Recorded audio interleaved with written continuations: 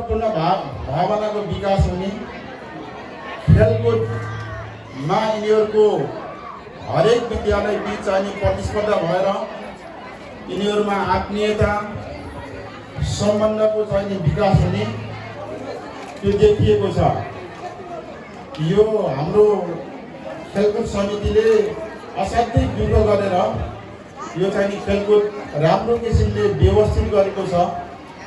विगतका वर्षहरूमा धेरै यो खेलकुदहरूमा चाहिने अलि अनियमितहरू, फर्जी खेलाडीहरू राख्ने जस्ता कुराहरू चाहिँ थिए। अहिले अलि सिस्टम चाहिँ अलिक टाइटली लानु भएको छ।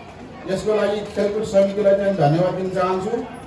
यसले गर्दा भोलिका दिनमा हाम्रा भाइ बहिनीहरूमा भएका क्षमताहरू देखाउने हो। यहाँ बाहिरबाट लिएर हामीले देखाएर गोल्ड मेडल लिएर केही अर्थ छैन। हामी नगरभित्रकै 18 वर्षभन्दा मुनिका भाइ बहिनीहरूमा भएका उत्कृष्ट क्षमतालाई पहिचान गरेर सैना महिना नगरपालिकाको खेलकुदको क्षेत्रमा चाहिने उत्कृष्ट देखाउनको लागि, जिल्लामा देखाउनको लागि खेलकुद उत्पादन खेलाडीहरूको पालन गर्ने मुख्य उद्देश्य हो हाम्रो।